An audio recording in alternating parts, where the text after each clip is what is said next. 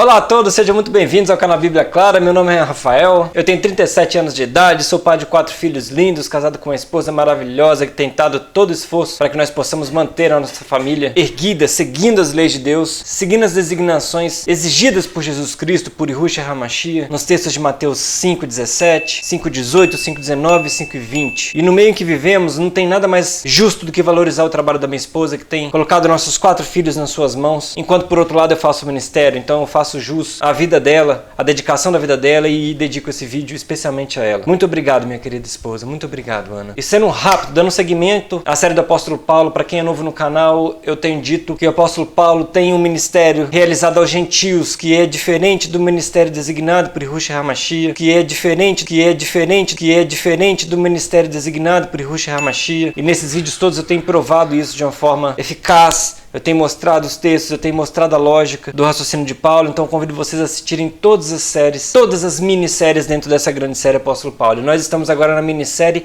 Atos de Paulo, onde eu questiono Lucas e o próprio escrito dele, evidenciando que isso parece mais um livro de ministério dedicado ao tido apóstolo Paulo do que um efeito do que os verdadeiros apóstolos de Yahushua HaMashiach fizeram após a morte dele. Então nós estamos na parte 10 e vou analisar hoje o texto de Atos 1:5. Convido vocês a assistirem as análises de 1:4, 1:3, 1:2, e a análise de 1:1 é bastante especial, que eu destrincho ela em cerca de 5 vídeos para poder fazer a introdução a essa série. Então convido vocês a assistirem todos os vídeos vermelhinhos. E para quem quer obter mais informações sobre a minha forma de pensar sobre o tido apóstolo Paulo, convido vocês a assistir toda a série do apóstolo Paulo, desde o início dos vídeos verdezinhos, passando pelos vídeos azuis, pelos vídeos amarelos, até chegar no vídeo vermelhinho. Então vamos lá, sem enrolação. Antes de mais nada, a gente vai responder essas perguntas aqui, ó.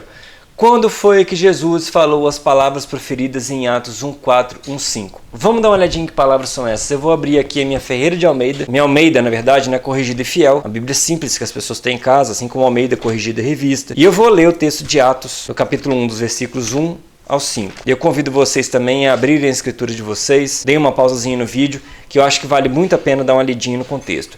Aqui é claro para quem conhece a história da escritura, e um estudante sério sabe o que está sendo tratado aqui nos versículos de 1 a 12. Mas para quem é novo na escritura e quem é novo no canal, eu vou fazer uma contextualização, começando pelo versículo 1 em diante. Lucas escreve uma carta a um rapaz chamado Teófilo. Então no início da série dos vídeos vermelhinhos, eu avalio quem seria esse Teófilo. Pego a opinião de alguns comentaristas importantes e de algumas escrituras destacadas que nós temos aqui no Brasil. E Lucas faz uma afirmação muito importante aqui, que ele escreve a Teófilo acerca de tudo que Jesus começou não só a fazer, mas a ensinar, ou seja, tudo que Jesus fez e ensinou. E esse seria o primeiro relato a Teófilo, que é o Evangelho de Lucas. Tudo que ele fez e ensinou até o dia que ele foi recebido em cima, depois de ter dado mandamentos pelo Espírito Santo aos apóstolos que escolheram. Isso já está na análise de Atos 1:2. As quais também, depois de ter padecido, apresentou-se vivo com muitas e infalíveis provas, sendo visto por ele por um espaço de 40 dias, e falando coisas concernentes ao reino de Deus. Nós analisamos aqui esses 40 dias e vimos se Yahushua HaMashiach, Jesus Cristo, falou coisas concernentes ao reino de Deus ou não, né? Vimos que ele não falou coisas concernentes ao reino de Deus. E estando com eles, determinou-lhes que não se ausentassem de Jerusalém, mas que esperassem a promessa do Pai. Qual seria essa promessa? Promessa de que não muito depois desses dias, não muito depois desses 40 dias,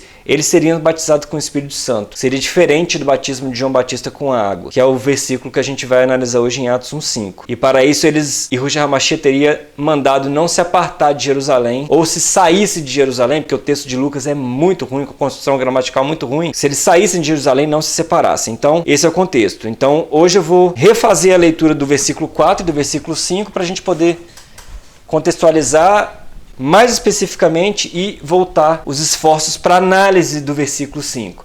Né? E aí, após essa análise, a gente vai ver se realmente o derramamento do Espírito existe. Existe derramamento do Espírito Santo? Isso ocorreu de fato? Está ocorrendo? Ainda temos o Espírito derramado? Ou isso é coisa para o futuro? Vamos dar uma olhadinha no Antigo Testamento para a gente verificar. E aí, nessa análise, a gente vai ver o que seria um batismo com fogo, na dicotomia entre batismo de água e do fogo. Nós vamos tentar entender o que seria o batismo com fogo. E para que serviria o fogo nesse contexto? Então vamos direto ao assunto e vamos dar uma olhadinha aqui rápida no texto de Atos 1:4. Eu já fiz essa análise no vídeo anterior. Então nós temos aqui uma frase de Lucas que não tem uma vírgula. Ela para aqui antes da sucessão com o versículo 5, Lucas bota uma vírgula. Então, lendo de forma rápida, seria assim: e reunidos-se, ordenou para eles, ou seja, Jesus ordenou aos apóstolos, a partir de Jerusalém não se separar, porém aguardar a promessa do Pai, a qual escutasses dele, de mim, dele, né?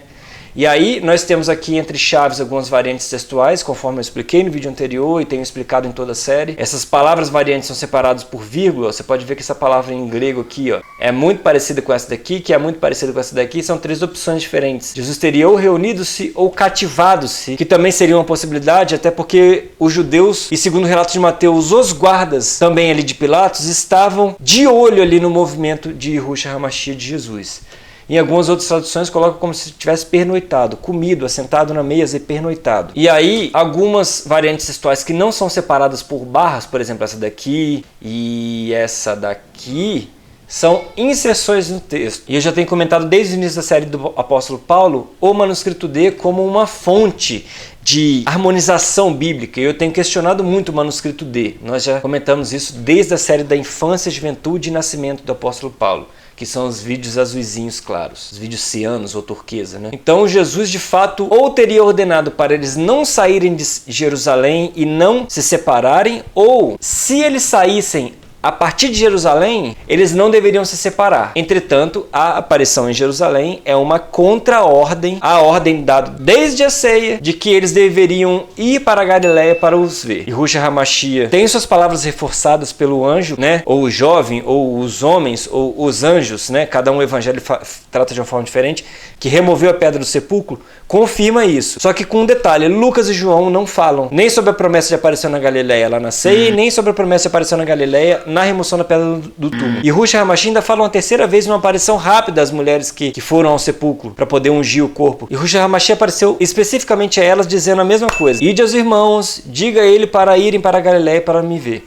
Então, Jesus não poderia ter aparecido em Jerusalém, senão ele teria entrado em contradição. Então, nós fizemos uma análise muito detalhada disso, por isso eu não vou me estender muito aqui. E qual seria essa promessa? Porque a partir dessa promessa, depois que eles recebessem essa promessa, eles poderiam sim se separar. Agora eu vou tratar com mais calma. Vamos para o versículo 5, né? E o versículo 5 está dizendo o seguinte: é novamente uma frase longa, sem pontuação, só vai ter um ponto final aqui. Nós temos duas variantes textuais aqui que não comprometem o entendimento do texto, ó, a variante 1 e a variante 2, que eu precisei colocá-las aqui em linhas diferentes, porque senão ficaria muito embolado no texto. E nós temos um acréscimo aqui, mais uma vez pelo manuscrito D, uma continuação do texto e um outro acréscimo pelo manuscrito D também. Então vamos lá. O versículo 5 é uma continuação do versículo 4 e essa daqui, podemos ver que o texto está entre aspas, seriam palavras de Yahushua HaMashiach. Então nós vamos ver quando Jesus falou isso ou se ele falou isso, né? Vamos ver quais palavras são essas.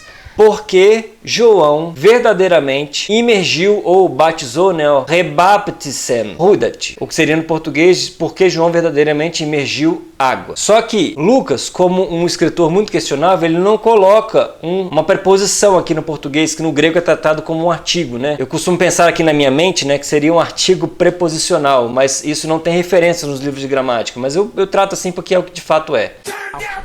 E aí então, como isso daqui está no modo grego dativo, você pode colocar, dativo seria, né, dar para, né? Ou então fazer alguma coisa através, pela. Então seria ou para, ou pela, ou com, ou o dativo locativo na, né? Eu estou sentado na cadeira e faço meu trabalho pelo computador, ou com o computador, né? Ou então para, estou sentado na cadeira, trabalhando com o computador, pelo computador, para o ministério.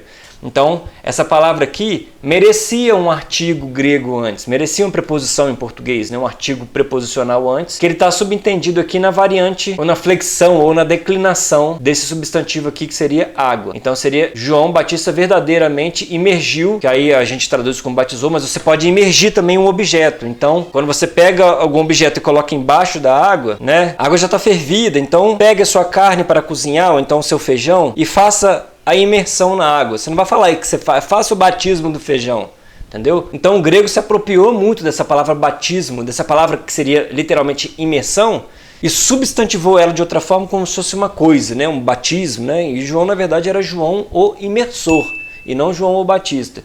Então Lucas, ele sabe de preposições. Por exemplo, aqui, ó, o en, ele colocou aqui, ó, no dativo locativo, ó, no espírito. Mas aí aqui na palavra puro, ele esqueceu de colocar de novo. Então é um texto muito ruim. Aqui também, ó, ele esqueceu de colocar também, ó, na palavra puro. Então, as palavras de Yahushua HaMashiach, que a gente vai ver se Jesus falou isso em algum momento ou não, João verdadeiramente imergiu a água, ou seja, pela água ou com a água. Vós, mas, ou seja, mas vós sereis imergidos no Espírito puro, que seria a segunda variante textual. E a primeira variante textual, que seria a leitura original, que seria esse asterisco aqui, a leitura original nesse manuscrito aqui, do século IV, que foi trocada pela leitura de um século depois, ou no século V. Então, essa aqui era a leitura original e 100 anos depois ajustaram para essa leitura aqui. No Espírito sereis imergidos puro. Tá? Então nós podemos ver que quem copiou esse manuscrito de Lucas, ou prova que Lucas escrevia muito mal, ou estava muito relapso na transmissão do texto. Tá? E estamos falando do século IV. Lucas, entre aspas, na teoria teria vivido no século I. Então tá muito ruim. Você vê uma involução, ao invés de uma evolução, uma involução na linha do tempo, no modus operandi dos escribas ou copistas de transmitir o texto. Muito ruim se essa gramática for a gramática lucana, ou muito ruim o copista, que fez um trabalho muito ruim no manuscrito Aleph, que merecia um grande respeito, e ele fez uma transmissão muito ruim do texto, e só 100 anos depois que eles foram ajeitar. Então, Yahushua HaMashiach diz que João batizou com água, mas vós, não muito depois estes dias, aqui também poderia ser colocado tautas, poderia ser colocado tauten, que seria destes dias, e isso está no texto original. Todos os grandes manuscritos atestam que aqui é estes. Não muito depois estes dias. É muito ruim a gramática, tá bom, Lucas? Até eu que não tenho grego fluente sei disso. E aqui está o período em que após seria a ascensão aos céus, que só Lucas e Marcos relatam isso, só os discípulos de Paulo relatam a ascensão aos céus, nem João, que seria o mais interessado em relatar a divindade de Yahushua HaMashiach, e nem o Mateus, que seria o cara ali mais, entre aspas, centrado para poder escrever um fato tão importante como a ascensão aos céus, que não ocorreu, né? Jesus não é Deus e nem é um subdeus, né? Ou trinitarianos, né? Ou nazarenos também, e judeus messiânicos, né? Yahushua é Yahuwah. E não é Yahuwah o nome dele, seria Yahuwah, porque tem um Sheva embaixo do Yod ali. Então, na melhor das hipóteses, seria Yahuwah. Agora, Yahuwah não. Aí vocês estão de brincadeira comigo. Então, esses 40 dias nós analisamos que seria até o Pentecostes. Então o manuscrito D, que não tem isso na leitura original dos grandes manuscritos anteriores a ele, não tem essa oração, aí o manuscrito D interpola o texto, e não depois muito estes dias até do Pentecostes. Até o que? Do dia de Pentecostes, né? Muito estranho esse grego. E aqui diz que eles estão prestes pegar. Muito estranho também, porque está no infinitivo aqui, e aqui seria uma espécie de presente infinitivo. Isso não existe no português, né? Que seria um presente composto, estáis prestes. E subentende uma preposição aqui para poder colocar esse verbo no infinitivo. Então, estáis prestes a pegar. E aqui, como seria ou estáis prestes a pegar, e esse o seria vós, então deveria ser pelo menos no plural isso daqui. Muito ruim essa gramática, viu, Lucas? Muito ruim, aliás, do manuscrito D nesse caso aqui. Muito ruim. Então, Jesus está afirmando que não muito depois daqueles dias, eles receberão o Espírito Santo. Então, é um prenúncio de Atos 2, segundo a historiologia, a cristologia lucano-paulina, né? Do cristianismo paulino. Então, vamos ver se Yahushua HaMashiach falou isso em alguma vez dentro do evangelho dele? Não! Nunca Jesus Cristo falou isso. Isso aqui é uma invenção de Lucas. Vamos lá no relato das aparições para a gente poder dar uma olhadinha nisso de forma certinha. Então, nós estamos aqui no cenário do que seria a terceira aparição, porque cada um evangelista fala uma coisa diferente. Primeiro às mulheres, depois ele apareceu aos discípulos, a dois discípulos ali, Cleofas e Simão, que a gente subentende que seria Simão Quefas, Simão Pedro, que é uma das justificativas da afirmação do Paulo aqui, que ele foi visto por Quefas antes. E a terceira aparição seria a primeira aparição aos discípulos ajuntados. Lembrando que Tomé não estava nessa aparição, conforme o próprio texto de João. E essa aparição foi aos discípulos, mas foi em Jerusalém. Em tese, isso aqui não deveria ter ocorrido, porque a única aparição, ou talvez a primeira aparição, devesse ser na Galileia e não em Jerusalém. Só que a ordem do texto de Marcos e de Lucas não sugere isso. E a de João também, né? A desses três aqui sugere que houve a primeira aparição em Jerusalém, aí Marcos e Lucas encerram o ato, relato, dizendo que eles foram levados aos céus, e João continua com o relato de Tiberíades, no mar de Tiberíades ali, que é na Galileia. E Mateus não fala absolutamente nada, como nós vimos na análise de Atos 1:4, tá? Então vamos ver se Jesus falou para não se apartar de Jerusalém até que recebesse a promessa do Pai, de que não muito depois daqueles dias eles receberão o Espírito Santo. Eu já antecipei, não tem Aqui já no relato, logo aqui no começo do relato, Jesus, segundo João 20, 22, como vimos no vídeo passado, já assopra o Espírito Santo aos 10, aos apóstolos, né?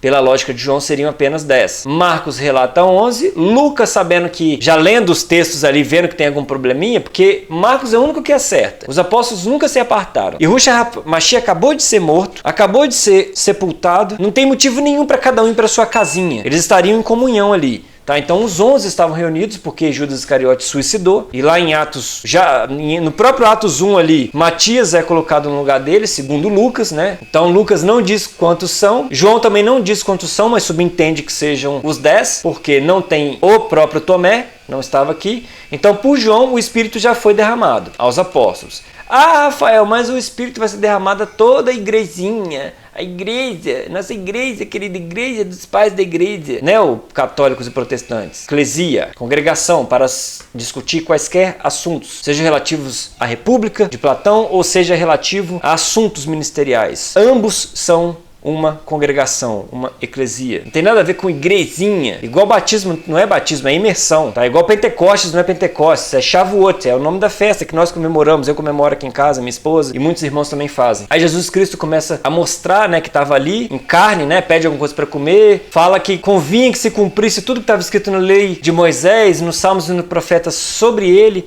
Aqui eu fiz uma listagem rápida disso, já mostrei isso em outros vídeos também. E que estaria escrito porque convinha que Cristo padecesse. Está escrito aonde? Jesus estava vivo aqui. Como é que tinha alguém escrevendo isso já? Se o relato ainda não tinha terminado. Isso também não está escrito em Oséias 6, como nós já analisamos nos outros vídeos também, porque é uma profecia referente a Efraim e Judá. Literalmente. Oséias 6,3 sobre a ressurreição do terceiro dia não é uma profecia sobre Jesus. Isso a gente pode ver através do contexto de Oséias 5, ou seja, dos versículos anteriores a Oséias 6. Tá? Então aqui é uma invenção lucano-paulina.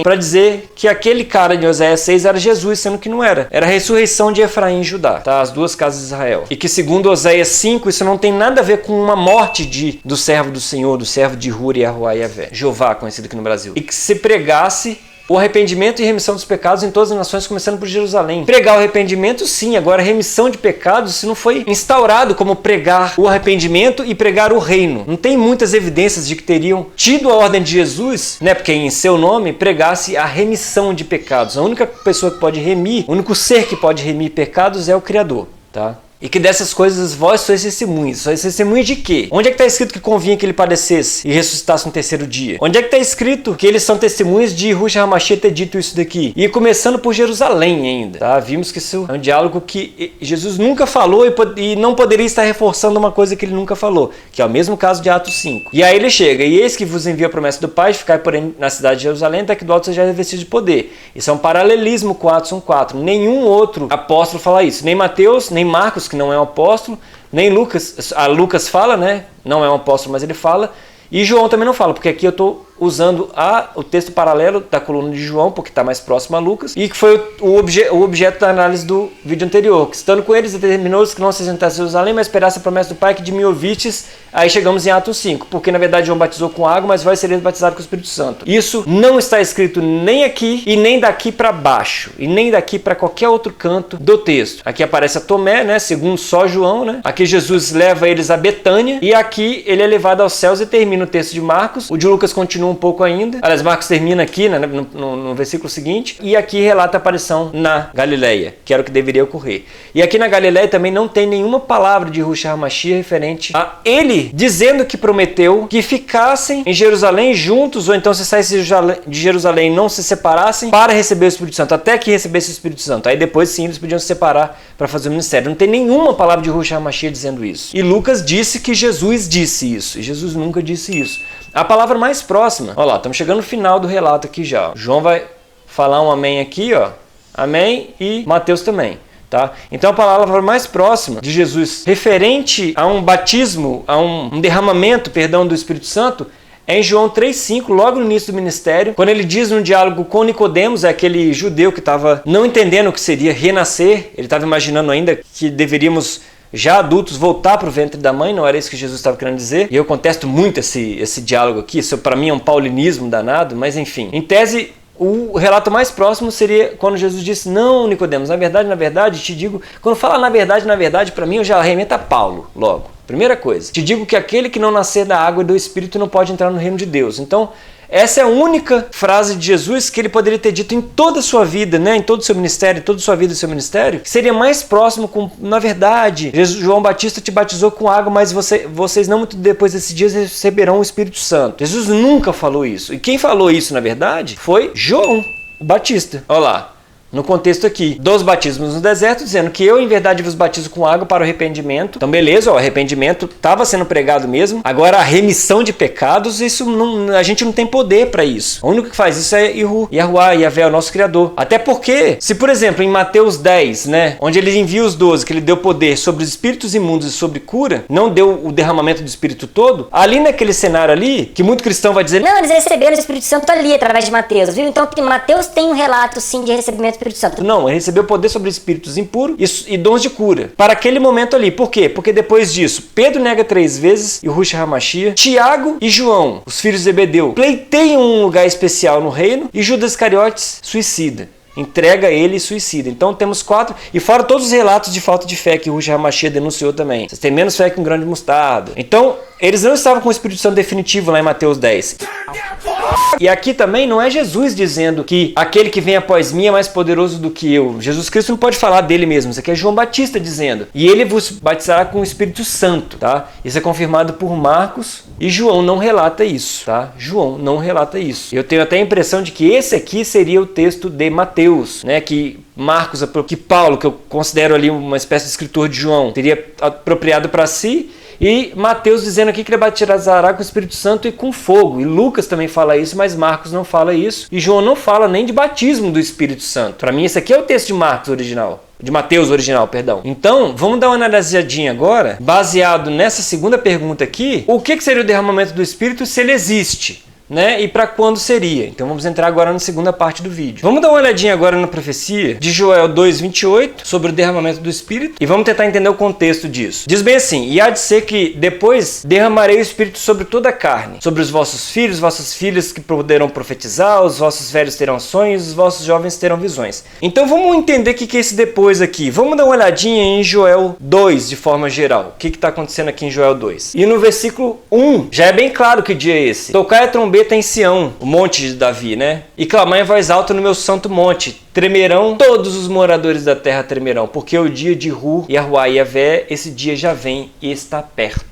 Dia de trevas e de escuridão, dia de nuvens e densas trevas, com a alva espalhada sobre os montes. Então, beleza. Se entendido isso de forma figurativa, dias tenebrosos em cima dos moradores da terra. Se for entendido de forma literal, nós já estamos esperando isso no tempo do fim, né? Então, podemos entender das duas formas aqui. Povo grande e numeroso, ao qual nunca houve desde o tempo antigo, e nem depois dele haverá pelos anos adiante. E de geração em geração, nós somos em 8 bilhões os moradores da terra. Então veremos dias tenebrosos, tá? Uma profecia para o tempo do fim, gente. O derramamento do Espírito é para o tempo do fim, tá? E tá dizendo aqui, ó: diante dele um fogo consome, atrás dele uma chama brasa. Aí os cristãos, tá vendo? É Jesus, ó, Jesus, Jesus, poder. E não tem nada a ver com Jesus isso aqui. Ou seja, fogo e calor no tempo do fim, com fogo consumindo. E atrás dele um deserto absurdo, de chama e brasa. E a terra diante dele é como o jardim do Éden, mas atrás dele um desolado deserto, conforme eu já havia dito. Sim, nada lhe escapará. Então não tem nada a ver com Jesus Cristo isso. E aí segue.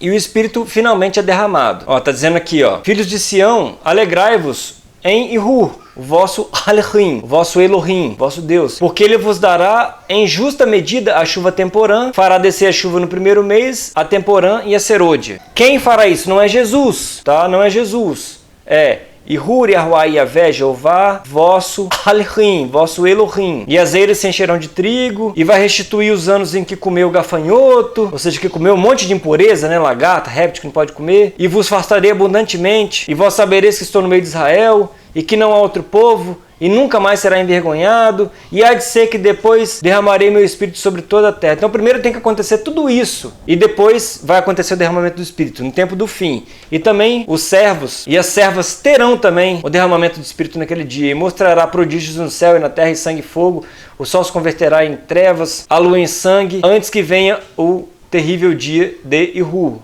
que estava dito lá na frente. E há de ser que todo aquele que invocar o nome de Yahu será salvo, porque no monte de Sião, em Jerusalém, haverá livramento, assim como disse Yahu, dentre os sobreviventes, aqueles que o Senhor chamar. Aqueles que Yahu chamar. Tá? E aqui entra no capítulo 3. E naquele dia será removido o cativeiro de Judá e de Jerusalém, e todas as nações serão congregadas. E aí os eruditos colocam como literalmente, e as farei descer do vale de Josafá. Então eles reportam essa profecia de Joel para um tempo passado, como se já tivesse cumprido. Só que aí nós podemos ver que não é referente a estarmos fisicamente no vale de Josafá, porque o sol não se enegreceu, não haviam cortinas de nuvem, fogo e fumaça. Nós não estamos nos deleites ainda, removidos do cativeiro. E nós não estamos ainda em Israel, em Jerusalém, conforme Ezequiel 38 e 39 devemos estar. E não aqui no Brasil, com as delícias da terra, que é o que muita gente interpreta.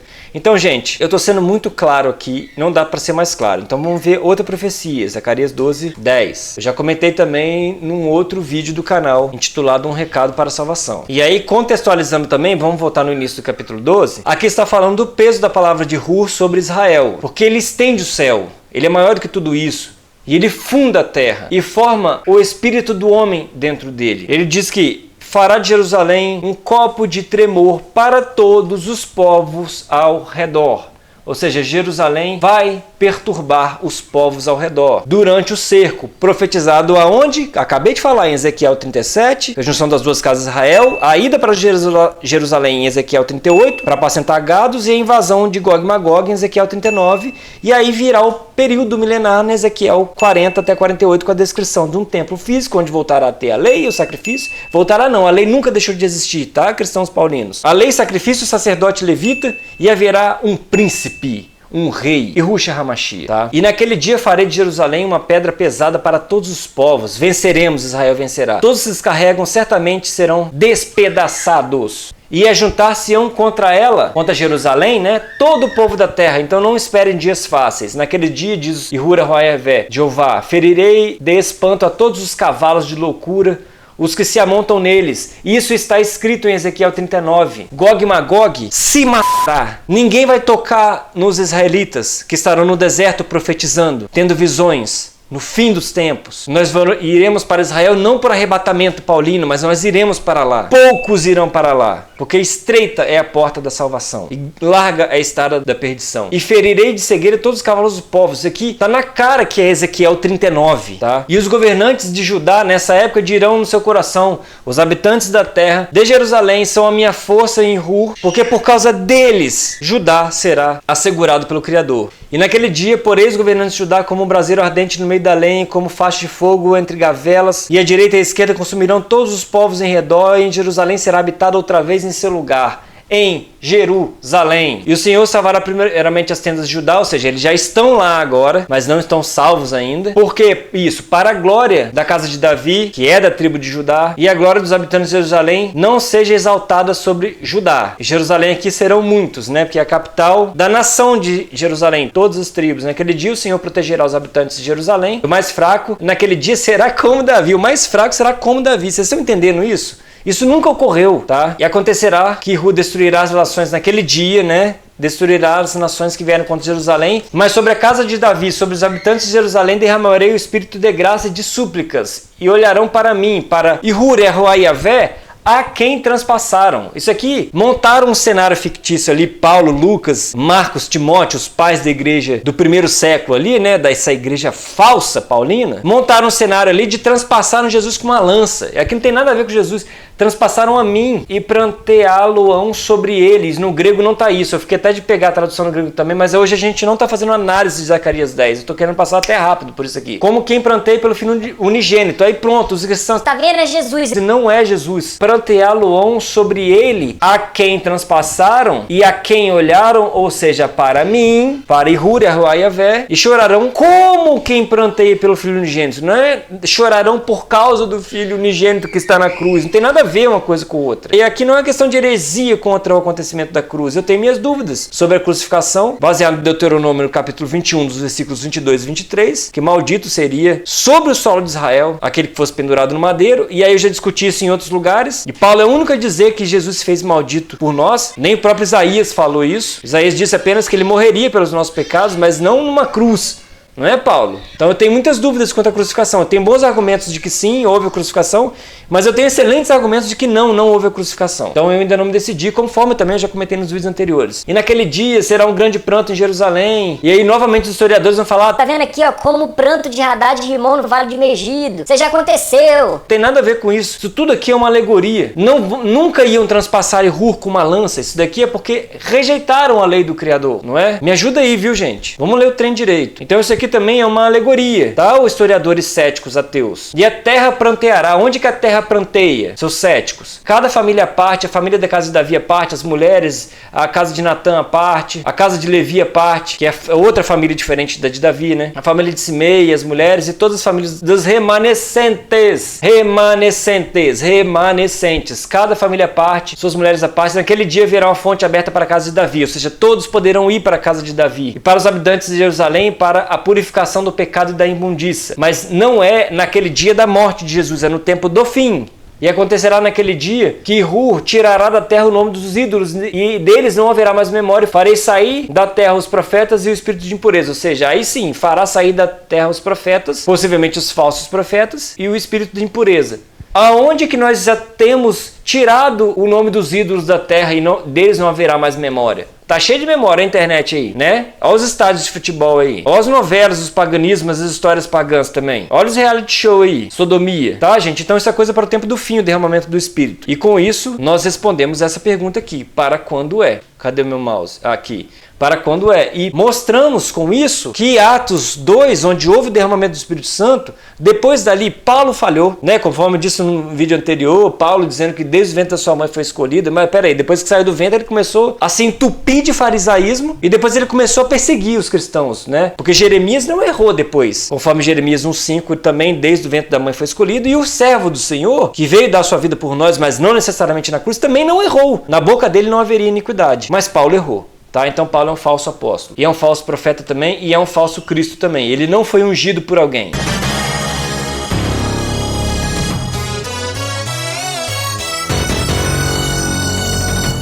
Mas os 12 apóstolos têm esse direito, se é que as histórias dos apóstolos são também verídicas, porque no Antigo Testamento não há indício de que haveriam 12 apóstolos. Nem quando se fala de ramos, tá? Os teólogos sistemáticos. Os ramos fora de contexto ali, dizendo que era os ramos de Jesus. Aí dá toda a base para os nazarenos acreditar que eles são nazarenos de verdade, sendo que todo Israel é um ramo. Então para quando é? Para o tempo do fim. Aconteceu isso em Atos 2? Não. Aconteceu isso em Mateus 10? Não. Aconteceu isso em João 3? Não. E aí, numa curiosidade muito curiosa, nós vemos aqui que João disse que ele vos batizará com o Espírito Santo e com fogo. Lucas confirma isso, Marcos não fala isso, João não fala nem de batismo do Espírito Santo, muito menos com fogo. Gente, o que é um batismo com fogo? Porque o batismo de João era com a água, depois será batizado com o Espírito Santo, né, Paulo? Impondo a sua mão, né, Paulo? Ninguém batiza com o Espírito Santo. O Espírito só será dado no tempo do fim, seus sem vergonhas. E o batizará com fogo. Você sabe quem batizava pessoas no fogo? Quem fazia passar pelo fogo? Pessoas e seus filhos? Os seguidores de Moloque. Isso está relatado dentro da Torá, em Levítico 18:21, fora da Torá em 2 Reis 23:10, o próprio profeta Jeremias em Jeremias 32:25, e conforme a Torá em Números 31:23, você pode fazer passar coisas pelo fogo para serem purificadas. Mas nunca um filho, conforme Deuteronômio 18:10, e nem pessoas de espécie alguma. Isso é um crime, passar pessoas pelo fogo. E aí eu faço questão agora de voltar para Zacarias 13, onde a gente estava. Vamos lá. Olha lá, voltando para Zacarias 13:2, acontecerá naquele dia que o nome dos ídolos serão tirados, e farei sair da terra espírito de impureza, e que quando alguém ainda profetizar, o seu pai e sua mãe, o que lhe geraram, dirão: não viverás porque falaste mentira em nome do Senhor, e seu pai e sua mãe, que o geraram, o transpassarão quando profetizar. Traspassarão. E acontecerá naquele dia que os profetas se envergonharão, falsos profetas, como eu já mencionei também, e nem mais se vestirão de manto, de pelos, para mentirem. Perderão o seu galardão e dirão: não sou profeta, sou lavrador da terra, porque certo homem ensinou-me a guardar o gado desde minha mocidade, então eu não sou mais profeta. E se alguém lhe disser: que feridas são essas nas suas mãos? Ele dirá: são feridas que fui ferido da casa dos meus amigos. Isso aqui não está falando de Jesus, porque ele não poderia ter sido um falso profeta, tá? E se alguém lhe disser, esse lhe aqui era o falso profeta que agora vai dizer que é apacentador de gado. Então não tem essa ferida na mão, não é Jesus aqui. Ó espada, desperta-te contra o meu pastor e contra o homem que é o meu companheiro, diz Yehur Yavé. Pronto. Aí já coloca um monte de cristão também dizendo aqui que é desperta contra Jesus e contra o homem que é o meu companheiro. Aí já bota Paulo também. Fere ao pastor e espalha Sião suas ovelhas, mas volverei a minha mão sobre os pequenos. Não tem nada a ver com Jesus isso aqui, gente.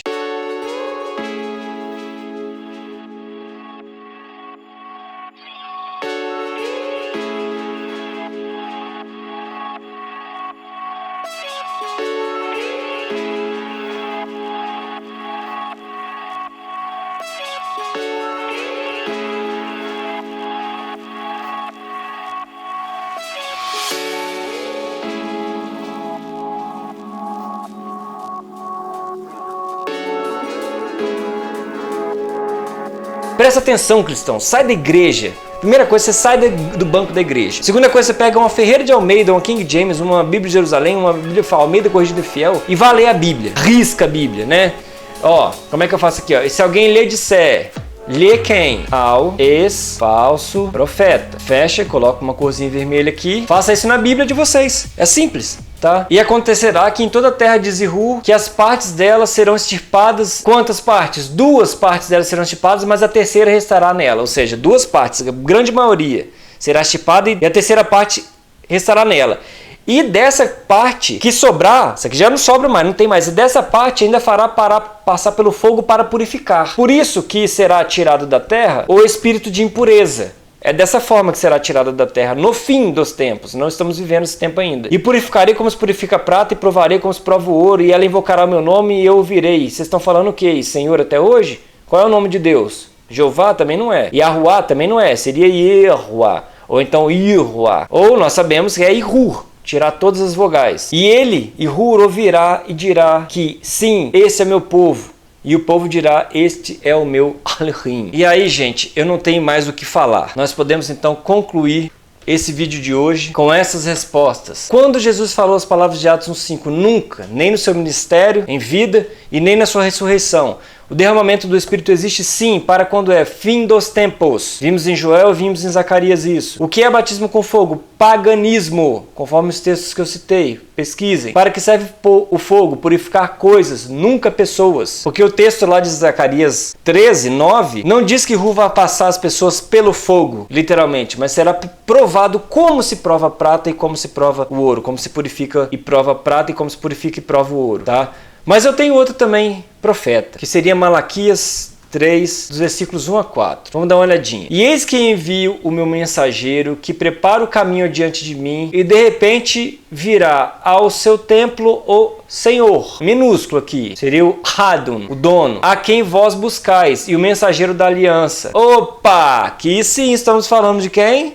Opa, Yahshua HaMashiach, a quem vós desejais. Quando? No maravilhoso período do templo, em que Yahshua HaMashiach apareceu lá e saiu virando mesa e dando na cara de fariseu, saduceu e escriba. Então isso é uma promessa de Yehur Yahuá Yavé Jeová desde Isaías, passando por Malaquias. Mas quem suportará o dia da sua vinda? E quem subsistirá quando ele aparecer? Porque ele será como o fogo do ourives e como o sabão dos lavandeiros. Ele será como fogo, mas ele não vai fazer ninguém passar pelo fogo, tá? E assentar-se-á como fundidor purificador de prata e purificará os filhos de Levi, porque vai voltar a ter os sacrifícios. Segundo Ezequiel 37, 38, 39, 40, 41, 42, 43, 44, 45, 46, 47, 48, no período milenar. E refinará os filhos de Levi como o ouro e prata. Então os filhos de Levi, se preparem, né? Filhos de Levi, né? Então Ihu terá ofertas trazidas em justiça. E a oferta de Judá e de Jerusalém, das 12 tribos reunidas e também da tribo de Judá, será agradável a Ihu, como nos dias antigos e como nos primeiros anos, tá, gente? Então, aqui sim é uma promessa da vinda do servo, de que os filhos de Levi serão purificados como ouro, como prata, mas 1/3 da terra também, dos que sobrarem, tá?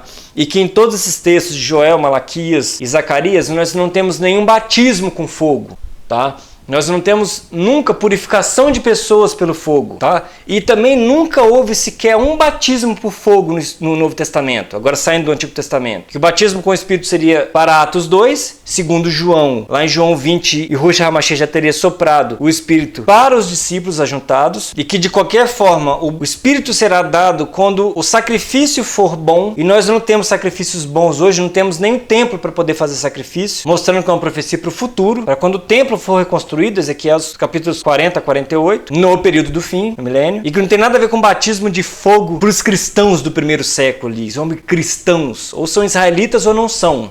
Porque não passará por nenhuma das 12 portas, das 12 tribos, da Nova Jerusalém, aqueles que não guardarem os mandamentos de Deus e derem testemunho de Yahushua HaMashiach, conforme Apocalipse 14, 12 e conforme Apocalipse 22, 14, conforme nós mencionamos na série A Lei e o Tempo do Fim. Então isso mostra que Atos 2 é uma invenção de Lucas, aquele derramamento do Espírito ali, falar em línguas, e totalmente endossada por Paulo, logicamente. Tá, inclusive, os cristãos, em Atos 2:2 e Atos 2:3 foram vistos línguas repartidas, né? Igual de uma serpente, né? Como que de fogo, né? Seus sem vergonha, vocês dizendo que vocês são do Senhor. Nós somos do Senhor, né? Nós somos do Senhor. Apartai-vos de mim, vós que praticais a iniquidade, porque eu não vos conheço, os que fazem trabalhos em meu nome, os que empreendem em meu nome, expulsando demônios e falando em línguas, fazendo maravilhas, dons de cura, né? Os seus pentecostais sem vergonhas, tá? E ali em Atos 2, nada se assemelha a um batismo com fogo, mas língua repartidinha, como com fogo, tá? E lembrando que quem passava pessoas no fogo e filhos no povo eram os seguidores de Moloque. Muito similar à palavra moleque, né? Brasileiros, que amam palavrinhas, né? Apelidinhos. Tá? E outra coisa, no ponto de vista do mainstream, passar pessoas pelo fogo não é recomendado de forma alguma nem pela ciência moderna, nem pelos pagãos da ciência moderna, nem por qualquer costume ocidental e oriental, não tem costumes disso nos povos de hoje, e que pelo contrário seria um crime e um anticientificismo, mostrando que o batismo pelo fogo está mais equivalente às barbaridades que eram cometidas na época de adoração a Moloque, que os próprios israelitas faziam também, conforme os textos que eu citei, e está mais parecido com isso do que uma ordem dada por Jesus, e muito menos por Yahushua. Tá? Então, voltando aos evangelhos, o batismo com fogo é tão improvável que nem Marcos e nem João citam isso, mesmo que haja um derramamento do Espírito Santo, ok. Mas para o fim dos tempos e não para Atos 2. Porque se o Espírito Santo tivesse sido derramado ali, nós já veríamos um monte de Espírito Santinho aí que não erra, né? Os perfeitinhos, né? Os pentecostais e outros. Eu erro, cara. Eu erro todo dia, eu erro toda hora. Cada hora eu tenho erro. Exceto a hora que eu tô dormindo e olha quando eu não tenho sonho ruim também. Eu erro basicamente 16 vezes ao dia. No mínimo. Cada uma das horas que eu fico acordado eu erro. Porque não tem 24 horas do Espírito Santo comigo. Não é assim que é derramado o Espírito Santo. O povo precisa estar junto. Nós vimos isso. E isso será no deserto em Israel. Isso será no fim dos tempos. No deserto em Israel com o povo junto. Então isso é uma prova empírica. É uma prova lógica de que Atos 2 nunca existiu. Aquele evento após Pentecostes. E outra coisa. Se o batismo com fogo é um evento factual, me explica então por quê Lucas colocou aqui do batismo com o Espírito Santo, que realmente será um evento no tempo do fim, não em Atos 2 ali, Pentecostes. Será um evento do fim, mas será muito importante o batismo com o Espírito, que senão será um batismo exatamente, mas isso não dá divergência teológica ou nada, será um derramamento do Espírito. Mas ele coloca aqui claramente, ele e Mateus só, né, Paulo? Né, Mateus, Paulo, né? João e Mateus são, desse que a gente conhece em grego, são providências de Paulo. E que esse batismo será com fogo. Agora me explica, Lucas, por que em Atos 1:5 você não falou isso? Sem vergonha. Atos é uma fraude. Paulo é uma fraude.